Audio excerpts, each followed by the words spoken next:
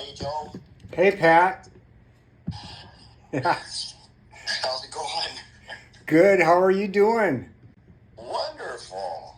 I think, Pat, the last time I saw you might have been when I left Don and Joanne Lekvold's postseason party in 1979 when I stopped in. And that very well could be, Joe, a long, long time ago. And you were probably Yeah. too drunk to remember as a 14-year-old. Yeah, gosh, I think I was heading into my 8th grade year. Yeah. well, Doc started us all young, right? Yes. Yes, he did. Yes, he did. Yeah, but seriously, I think that is probably it, Pat, because I don't remember seeing you after that, and I left for college and Well, yeah. well, Joe, question to you. I mean, I think we had a little get together. Not a little. It was a big get together. Gosh, I want to say summer of 16. We had something over at Marge's house. And I'm not sure. Were you there? Did you make that at the time? No, I was not able to make that. I was in Germany at the time, and Oh, that's right. yeah, That's right. I couldn't make it back for that. But I know what you're talking about. It was like Yes. a reunion with Marge, like they had for Doc. Yep. Your last year in '83, yeah, it was the same thing, yeah. But Yep. no, I was not able to make it back for that. But That's it looks like a lot of people were. roses. It looked like a lot of people were, which was awesome. And yeah, so no, it was Don and Lekvold's party '79. That's it, Pat. So Oh my goodness. what is that, like Well, great to 45? connect with you, even though it's over the phone, buddy. Yeah, you too, Pat. And it's baseball again. We said goodbye at a baseball celebration, and here we are again, I guess 45 years later, talking baseball again. Yep. So you ready to get started? I am. Yes. All right. Okay, let's do this. So you've heard a few of these interviews, Pat, and what I like to do is just start at the beginning and go back to your first memories of baseball and when you started playing. What are your first memories of baseball? Do you have any memories of being at the Scobey Ballpark, seeing some of the Legion teams play when you were younger? I know the '69 team, I think you would have been 4 years old. The '73 team, I think maybe you would have been 8. Got any memories of the old Legion teams in the Scobey Ballpark? Oh yeah, and the thing is, being at that age, Joe, a lot of times you did not sit and watch. You were playing around, and we went after foul balls, of course, looking for that a lot. But there was other different little shenanigans that kids would get into. I was part of that. In fact, remember a situation vividly of getting into a rock fight with some other kids at the ballpark one day while a game was going on, and a window was broken off the car, and of course, I think I got, and a couple others got blamed for that, and my dad had some words for me that day. But yeah, just things like that. But yeah, I mean, being there, not witnessing a lot, looking for those foul balls, but my early on, memories of baseball, actually wasn't the first thing out of the gate as far as sports. Michelle and I, my sister, we swam for the Scobey swim team. And that was like when we were, 5 and 6 years old, and swam for a few years before we hit the Little League age. And at that point then, and Joe, I don't know if you remember this, but, the Little League program consisted of kind of the area townships, Peerless, Scobey, Flaxville, and, Little League program, donning uniforms, a big deal, right? And when I came along to play, they switched it up a bit. And of course, as a young man, going into knowing that the Little League program now is going to become 3 teams, and also invited girls to play. Yeah. Well, as a young man, you're a little upset with that. you know, knowing what you thought you were going into, you know, with the uniforms and everything, and now we're down to shirts and jeans. Yeah. And girls. But you know what? As upset as some of us were at that time, now thinking back to what the objective was there and getting more of a turnout and diversity and in allowing girls to play and getting more kids involved, you know, what a great thing, you know, thinking back to that. But I was part of that. That was my first Little League experience, and I was on the Red Sox. I think Dean Stevenson was my coach, and so on and so forth. And then we have the White Sox, and I think the A's. But that's kind of what my first experience was before a little bit of Babe Ruth too. But yeah, I mean, you know, the thing about what you're doing, Joe, right now is amazing because that's bringing back a lot of different types of small memories as a boy witnessing Legion ball, and you know, in learning about what was before my career in playing, and so I just really, it's a wonderful project, Joe, and I really thank you for bringing this about also with that part. Oh, thanks. And excuse my voice, by the way. I picked up a little cold with the Scobey festivities last week. So oh, no. Summer cold, not fun. Oh, no. I'm sorry about that. No, you sound great, Pat. You sound just fine, yeah. Okay, thanks. Yeah, struggled the last couple days. So. Yeah. Yeah. So that's in Little League and Babe Ruth. Then you're ready to move on to your Legion career? Yeah, and so, you know, really it was kind of one summer, maybe a half a summer, I don't even remember vividly, but, you know, the Babe Ruth career wasn't too long before Doc picked us, a couple of us up, as you know, to bring into the Legion program as young lads.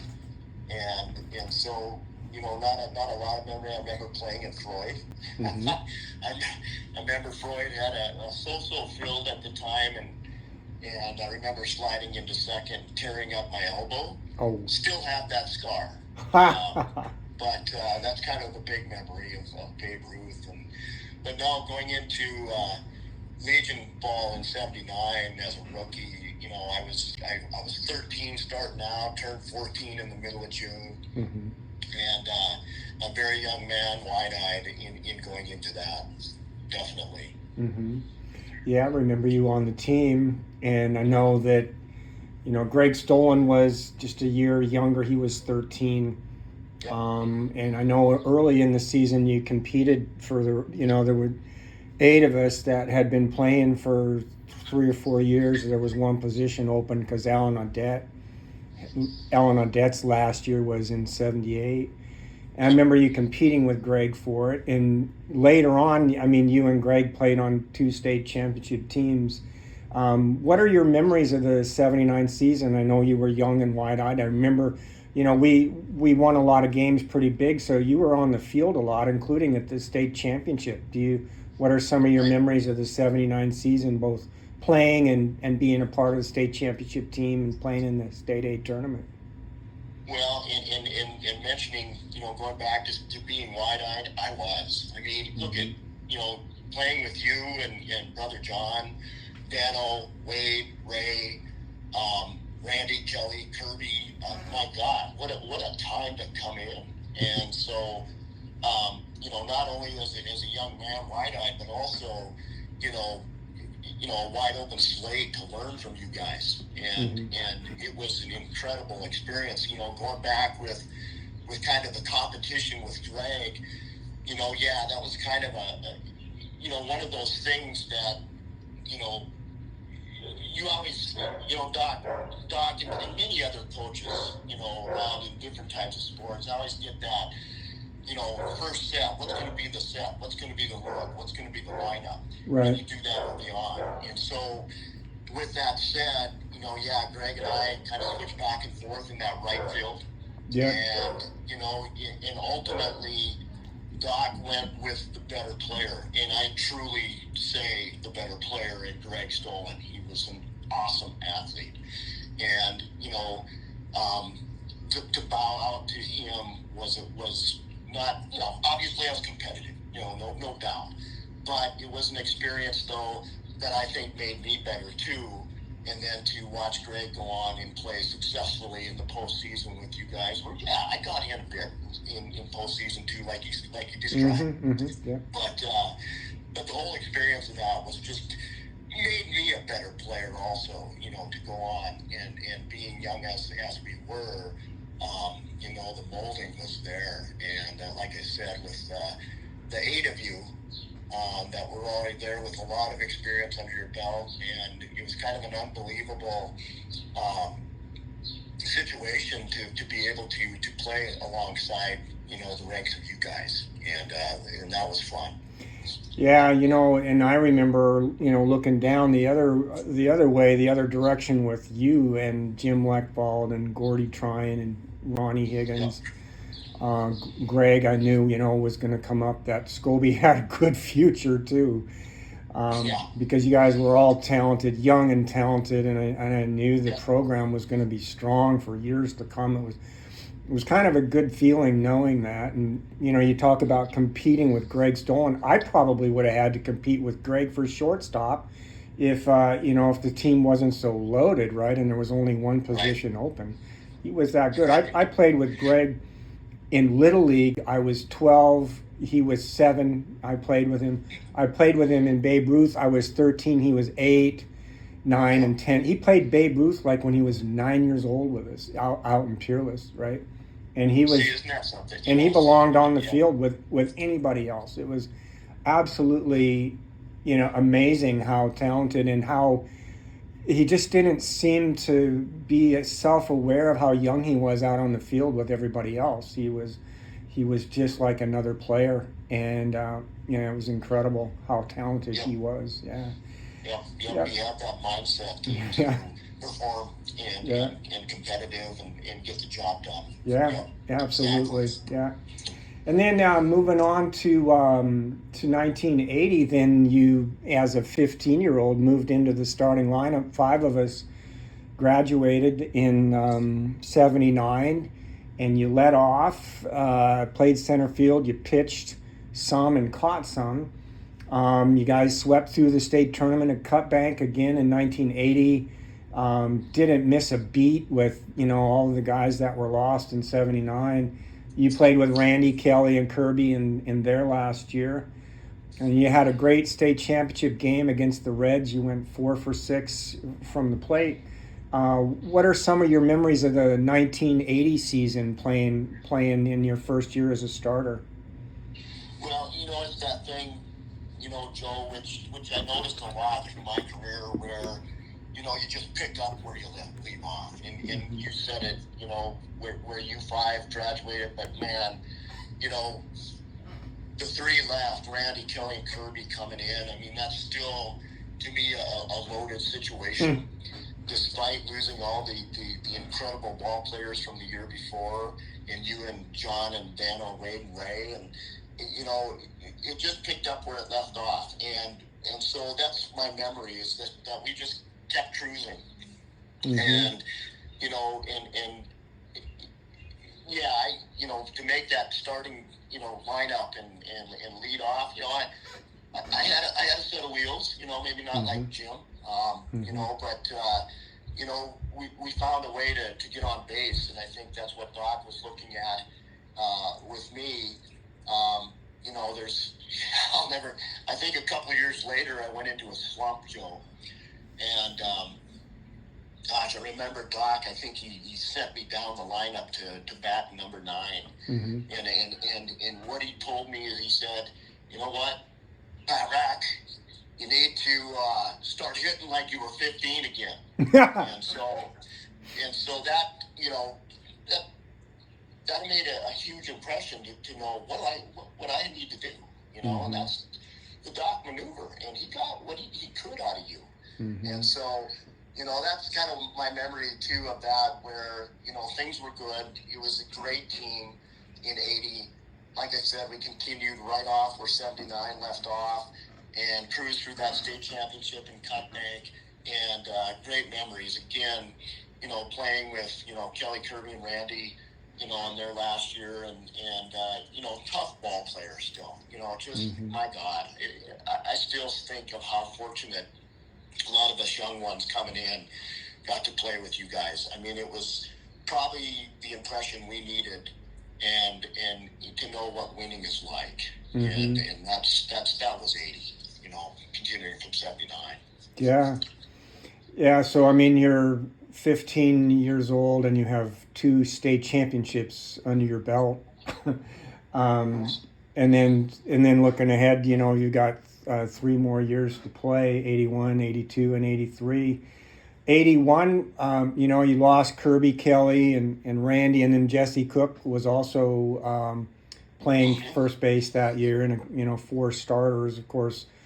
All of those were good players, and 3 really good hitters. Kirby and Randy were pitching, Kelly pitching, both of them caught. What happened in 81? I know it was kind of a down year. You started slow, finished strong, but then had an early exit in the state tournament. Can you describe the 1981 season? Well, and you bring up Jesse too, and Jesse Cook.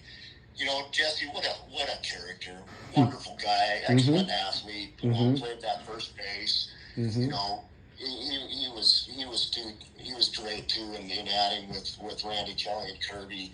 I think losing those guys, kind of that last of the dynamic, all-out tough players that had a lot of different things going on in their sports careers, and state championships and basketball and stuff with you guys, and so on and so forth. And so losing that kind of set us back. I almost would probably collect that as a rebuilder. Yep. Trying to and Doc and Donnie trying to find that set again. Off on the front part, right. Trying to find that lineup and who's going where and what. And so, just a difficult one. I'm not sure, they could ever find it. And in us finding ourselves and in our talent and what we could do. It was a tough year. But I think it was one of those years too where we missed the big hitters and all those gents that we looked up to, and it was tough to kind of slide through that in getting that championship focus again. So tough year. 81 was a super tough year for us, no doubt. Yeah, Dana Audet said the same thing about his. He won a state championship in '73, and Terry Puckett, Dallas Hagfeld, and Rick Danielson. That was their last year in '73, and he said, even though he and Donnie Puckett and Jay Hagfeld and other good players were back in '74, but he said it was just too much of an impact losing those 3 horses to just recover from that, right? And I think that kind of sounds similar to your experience in '81 with Kelly, Randy, and Kirby. That at a certain point, there's just you just miss those players, and it's just too much of a gap to fill. Yeah, and to rebound on, Yeah, right. And that, so I think that was a little bit of our tough duty that year, definitely. But then you bounced back in '82, although you had a slow start to the season. I think you heard me interview Randy Peterson just a week or 2 ago. Great interview. Oh, thanks. Yeah, well, that was a fun one. I had to talk to him. I'm so glad he gave me that time. But what a key part of the year he was when Plentywood's program folded. But of course, every championship team, it's a team effort. He was part of it.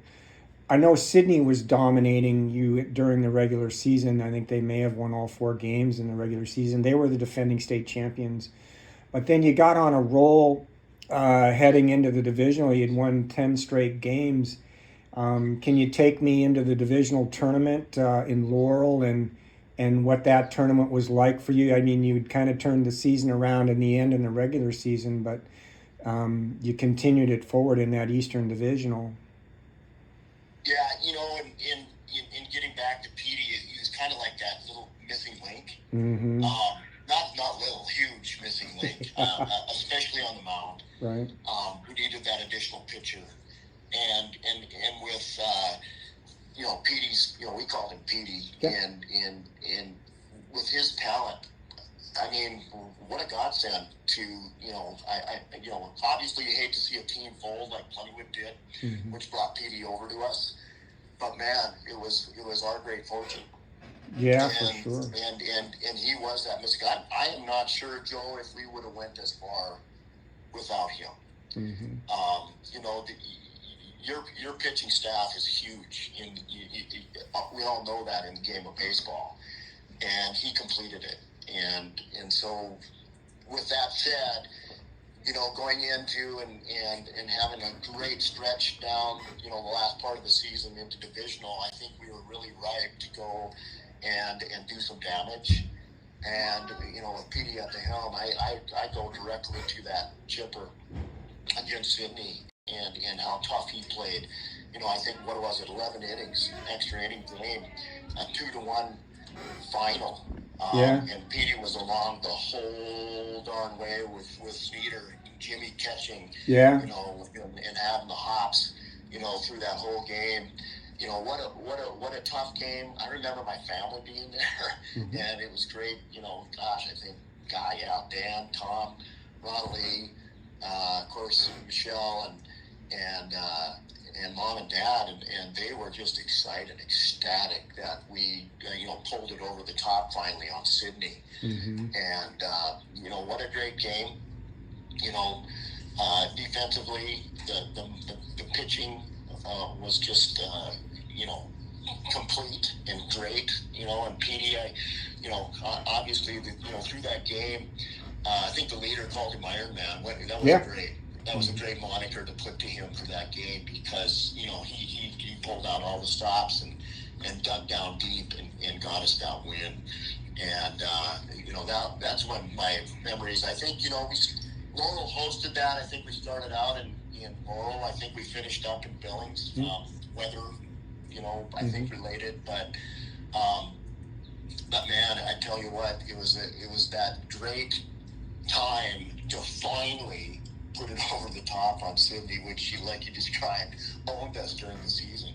Yeah, that was also similar to '73 when it seems like I draw parallels to the '73 team with you because the Wolf Point had owned them during the regular season, and they beat Wolf Point in the Eastern Divisional Championship game too. And Dana Audet said that gave them confidence going into the state tournament that they could beat Wolf Point, and they did. They beat them 2 out of 3 in the state tournament to win it. It's very similar that way, and that not just winning the Eastern Division, but then giving you the confidence that you needed to play them in the state tournament too, and win and beat them. And now I know that after the divisional, Doc made a decision to continue to the road trip instead of going home. You want to talk a little bit about that? Oh my God, what a great time to be a young teenager. Playing the game that you love, and Doc just adding to that in that decision to say, hey, we're not going back to Scobey, we're heading to Deer Lodge from here. Continue the winning road trip, keep the beat, and not lose a step, and that's what we did. Continuing on. That was a fun road trip. I think we repeated what we did in '79. I think when we headed to Butte for the state A, or in Anaconda, stopped at the Big Timber water slides and enjoyed ourselves there for a while, cooling off and enjoying being a kid on our way to the state tournament in Deer Lodge. Yeah, that was great times, Joe. Glad you brought that up. Yeah, just sounds like so much fun to be on the road like that, winning. What a great experience for all of you, especially when you're winning. And so let's go into Deer Lodge then. Swept it in 4 straight games. You started the first game and got the win in Vauxhall, Alberta. First time Scobey had ever played a Canadian team in the state tournament. What was that? What was that experience like? Did you have any? You know, you knew you were playing a Canadian team. That had to be a unique experience playing them in the state tournament. You know, it was. You know, the Canadian brothers, joined the league, and it was unique. However, I think a lot of our mindset still was, another team. Yeah. And the name of the game is to win.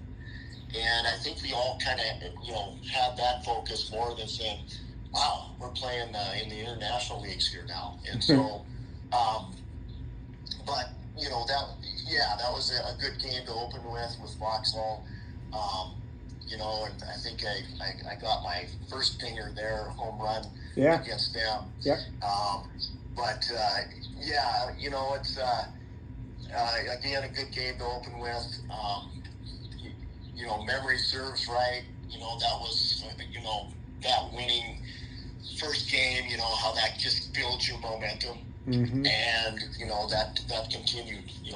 On and on, through that tournament. Yeah. It was a great tournament. Yeah, and the next game against the Cardinals of Billings, and that was a close game. It was 6-5 in the late innings, maybe the seventh, and then your partner in crime there, Jimmy Sneed Lekvold, came up with a big hit. You want to talk about that? Do you remember that?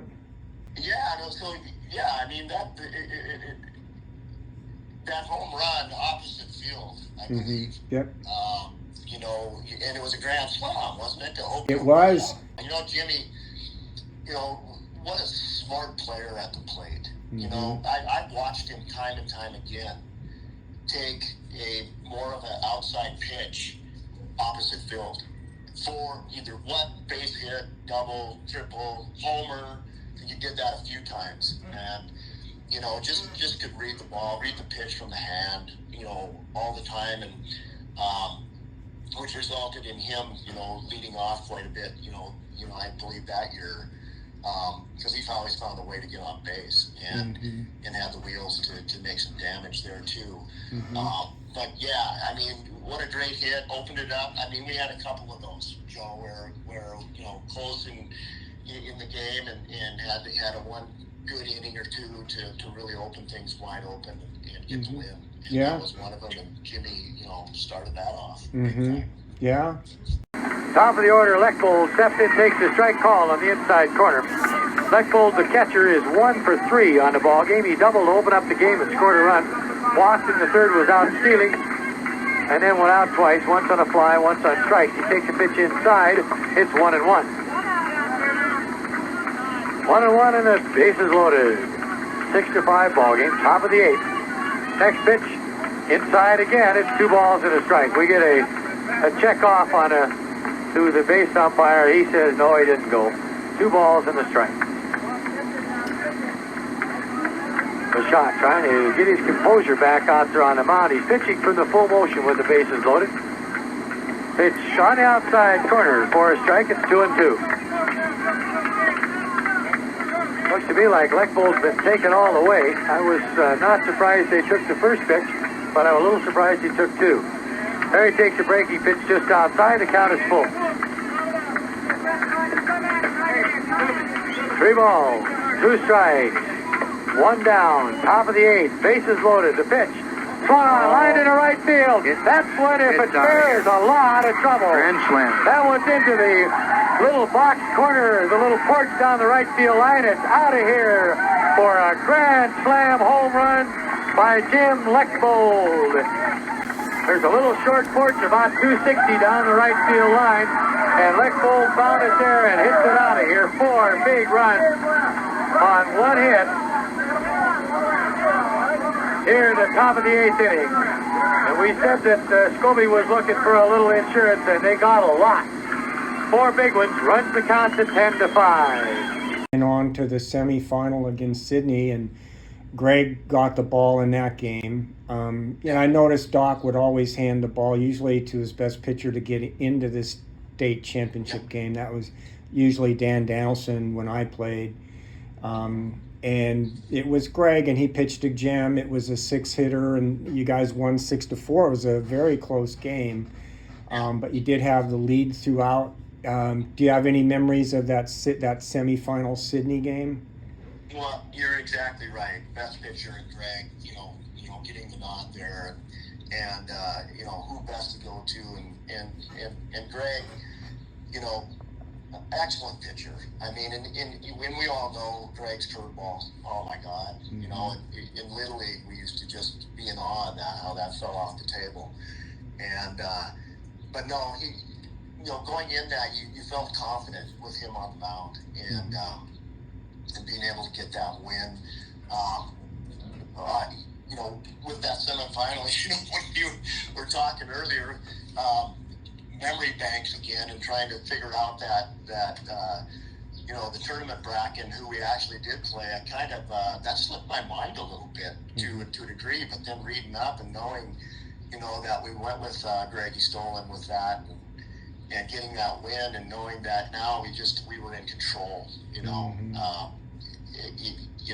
that Sydney now has got to come through the back door, so to speak, and everything was just set up nicely with that game. It was, and then I should mention Randy Peterson pitched the second game and got the win against the Cardinals. But yeah, you mentioned being on a roll. You mentioned being on a roll going into the championship game, but Sydney did jump on you at the start and got ahead 5-1. I know that your team had some problems in the field that game, making some errors. They got some unearned runs, and Randy Peterson came in and trailing 5-1. But then it was your bat that really was the story in that state championship game. And can you talk about your at bat there that got you back in the game? I think it might have been in the 5th inning. Yeah, when you need your bat to get hot, what a time, huh? And I found that. I mean, it was just one of those things where you start getting the beat on their pitchers, and roundhouse 2 of them, and damn near a third one, Joe. I mean, that one was out to the fence. I always think about that one a lot because it was a double, but it should have been a triple. I think I went into a home run trot early in the lanes of that. But anyway, no, the bat was hot, and it was the right time. And that tournament for me was a good tournament. I mean, I struggled a bit at the plate in Divisional. But all of us, gutted it out and really found ourselves to just basically kick butt in that state tournament, and all the way through. Yeah, the first semifinal with Sydney was close, but I think we got their number, and that wasn't going to be the case. It started out bad, but we collected ourselves, got the bats rolling, the runs in, and took another state chipper for the Scobey Blues. Broke it open with 7 runs, I think, in the big 7-run inning in the 7th or 8th, which you hit your second 2-run home run of the game. And I know Randy Peterson got the win. All 3 of you, you started, Randy relieved, he got the win. He was the pitcher of record when you went ahead. And then Greg finished it, because I think all of you had exhausted your 12 innings. And you were the 3 pitchers that only pitched in that tournament were you, Greg, and Randy. And I think all of you probably exhausted your 12 innings in the 4 games. But yeah, total team, I mean, banging out all those hits in the championship game. What an experience. You were named MVP. I know that that had to be quite a feeling, being able to perform that way at that level. Can you describe what that experience was like? Yeah, you're sitting there and you're celebrating with your teammates, and we had some of the best camaraderie a team can have, Joe, and you're celebrating, and now it comes up for that announcement, and you don't have any expectations. You don't know where that's going. You're just happy you won the state championship. Yeah. Your name's called, right? And your heart, starts pitter patter like a bunny, and you head out to receive that. It was kind of like, wow, this was a surreal moment, and it felt great. I mean, but I go back to the team, and what a team effort that was with all of us. I cannot stress enough of the camaraderie that was Blues baseball in every team that I played with, and combination that I played with. It was always there. We had a good time winning, and we were all there for each other.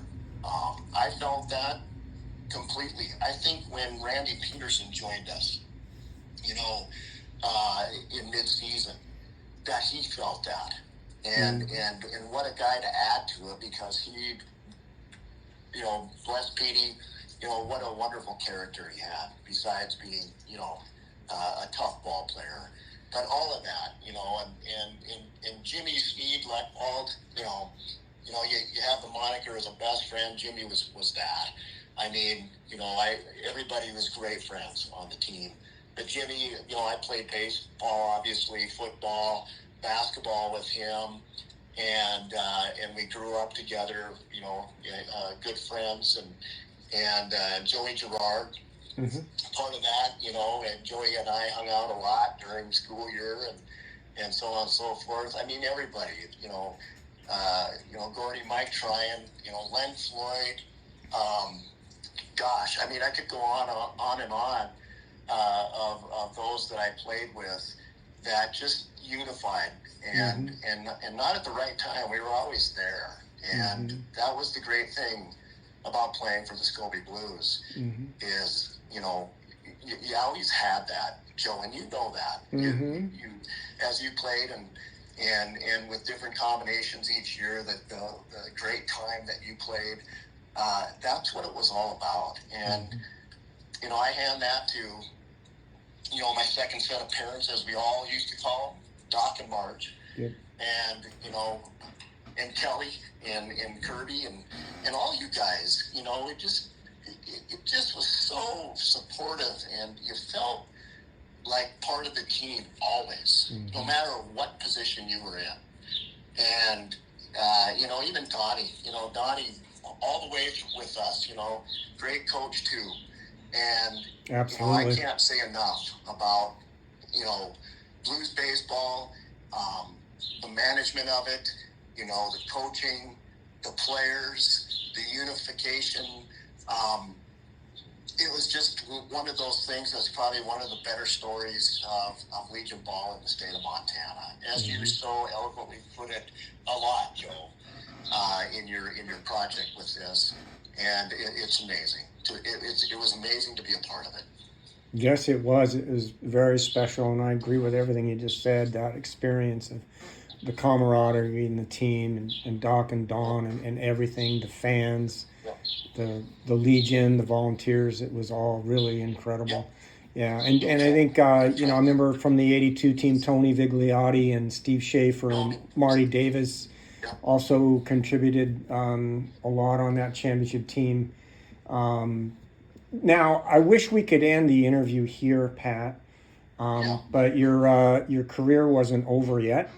And you probably feel that I'm trying to skirt that issue, right? Yeah, it's like, let's just end it here. Let's just go out a winner, state championship, MVP. So the next week after winning the state, you got to run into Bill Wilkinson of the Great Falls Electrics, and I don't know. I guess maybe that just wasn't fair. A Major League Baseball pitcher in a 2-game series.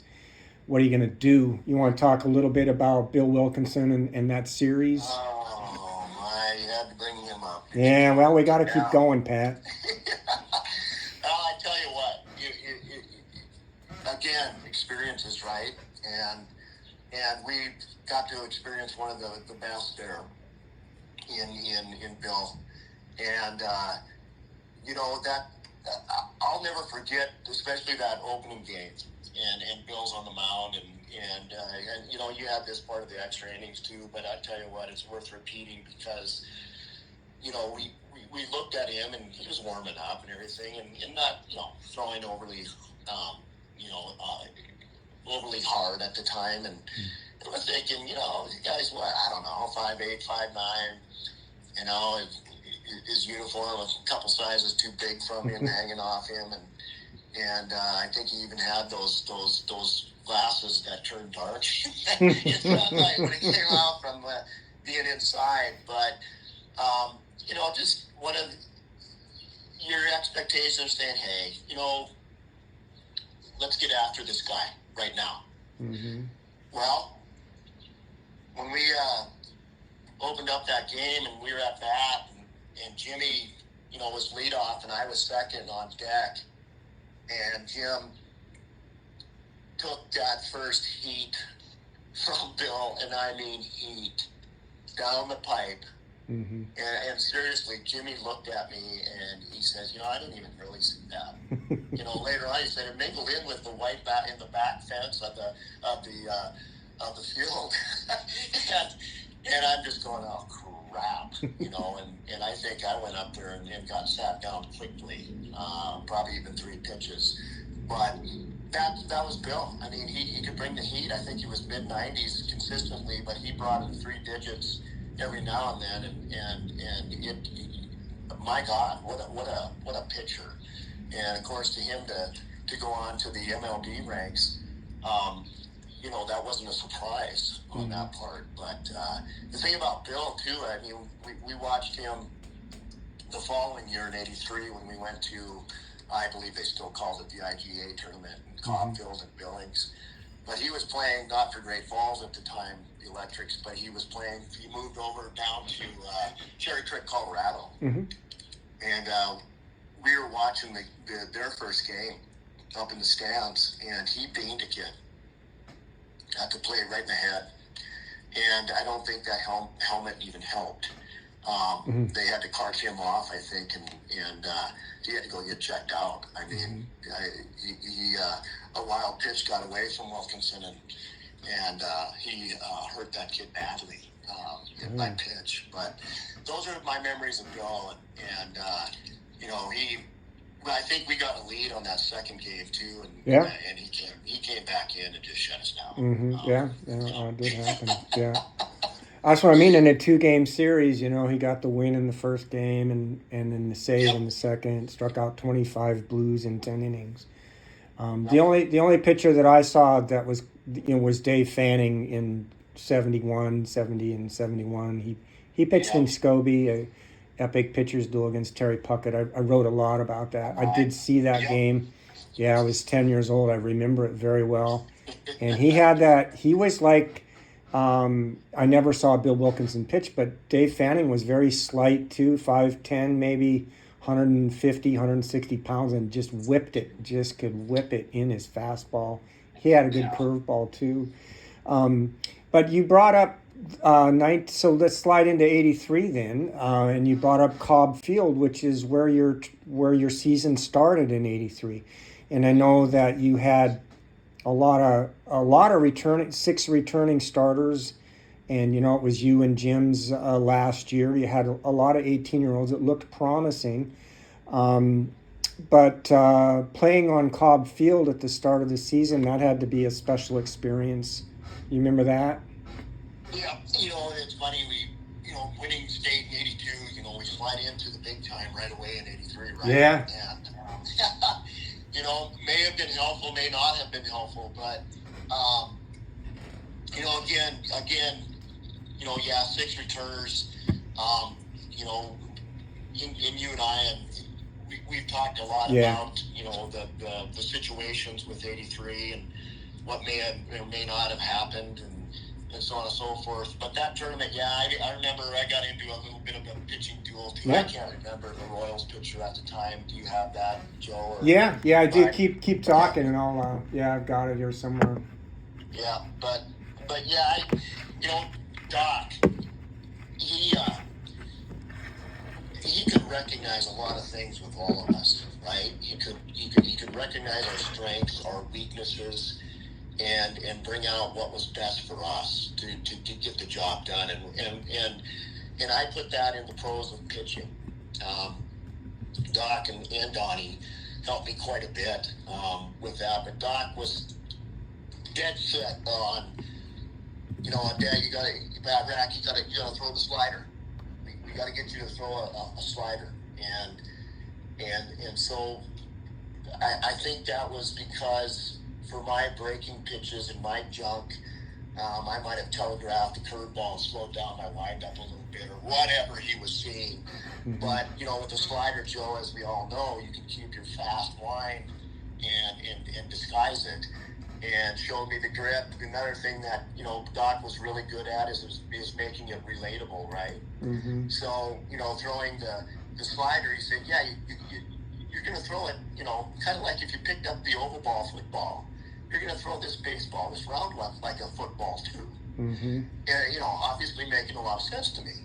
So, that game against Royals on that Cobb, starting out, that one was really working. Mm-hmm. And, it's just one of those days where the pitches were coming and the strike zone was there, and your junk was working, in my case, the slider. And so, that's kind of what I remember about that, though, is mm-hmm. one, that was working, and two, though, how did I get into that situation? Well, Doc being adamant, hey, we got to get you, this breaking pitch slider action going. Mm-hmm. And that was the big thing that I definitely remember about that. Yeah, it was an incredible game. You had a one-hitter in the top of the seventh, and then Billings got a couple runs on a hit and got the 3-2 lead and then won it.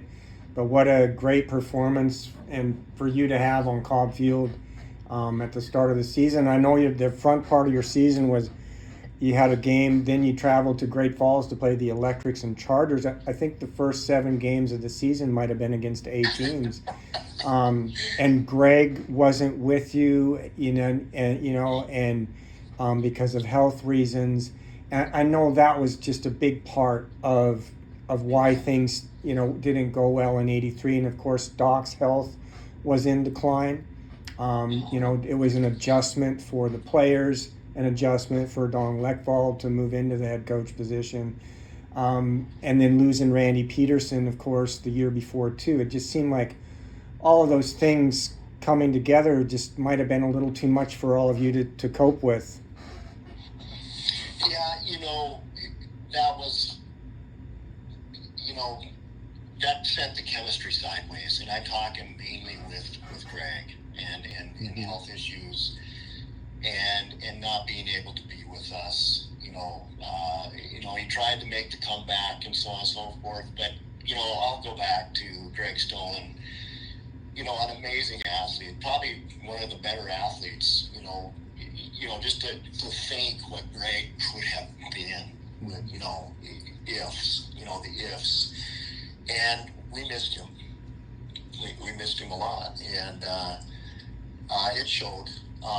We still had, some good ball players in Tony and Joey and Sneed and myself and it just was tough to overcome, though. You talk about 7 games in the A ranks. I think that all came apart winning in '82 and seeing what we could muster. Right. In the beginning, but that chemistry was difficult, and Donnie, great coach, and I think, later on as his coaching career went in, I think he was coach of the year once. Yeah, absolutely, yeah. Mm-hmm. Yeah, and so, he had big shoes to fill. Doc's health and decline, as you described, and him taking over the program, and Kelly coming in who, from the college set, and those guys, they took the helm, and they took it, and embraced it. But they had a lot to do with us. And to mold us back to where we should be, and it was a tough road, And 83 is always going to be that enigma to always wonder what the hell happened to us. And we can have all the answers we want. In reality, we needed to pick it up, and in most cases we just didn't. And when you don't make postseason from where we were at, it's a shame, and that's on us. That was on us as a team. And it's one. Joe, as I've said before, it was like that was kind of one to forget. But by the same token, it kind of sets you in motion to man up a bit and say that where you went wrong and the mistakes made and whatever. But could we have played better? Hell yes, and we should have, but we didn't. Mm-hmm. Yeah, it's a tough way, for you to end it there. With there were 6 teams in the North, and you had to take in the top 4. I think it came down to your last game, and just couldn't get it done. But tough. I remember walking off the field on that one too. Knowing that we failed. Yep. Yeah. Well, it's easier, Pat. You won 3 state championships, right? 79, 80, and 82, and it's a lot easier to deal with defeat if you never win. Yeah. But once you taste winning it all 3 times, I think the defeats just sting a lot more. But at least you were able to come back and play in the All-Star game. You and Jim were elected to play in the East-West All-Star game. In Great Falls. I got a picture of you guys there. And can you talk about what the experience was like playing in that game, Pat? Yeah, it was good. And I caught Mark Page was the pitcher on the mound, and From Mark Point. had a wonderful game. With that All-Star experience and Jimmy and I think we went in there a little downtrodden yet from our season experience, but it was a really good experience to play with a lot of great players, and like I said, Mark Page out of Wolf Point had an excellent outing. I believe he got the MVP on that, and we were on the losing end of it, and but an excellent experience for Jim and I, and in a good way to go out. It wasn't the best season, tough way to go out, but yet making All-Stars, playing in that game was a good way to go out for us. I'm glad you got to have that, Pat, and to play with your best friend Jim, you played with for so many years. That's an awesome experience. Did you, after you graduated, I know you had another year of high school left to play. Football, you got to play football again after that. But since this is all about baseball, we're not going to talk about that, Pat. I know that was a great sport. No, it's funny, that we bring up football. But I saw your brother Danny play football, and he was my God, he had an arm on him when I saw him play. Yeah, absolutely a great football player. Yeah, left-hander. Yeah. So after you graduated, did you play any ball after Legion, your Legion career, Pat? Yeah. So I got an experience that a lot of people do not get, and went and play. It was a 2-sport athlete in college. I played football for Dickinson State, and also got to play baseball with them. And it was a great experience on both sets.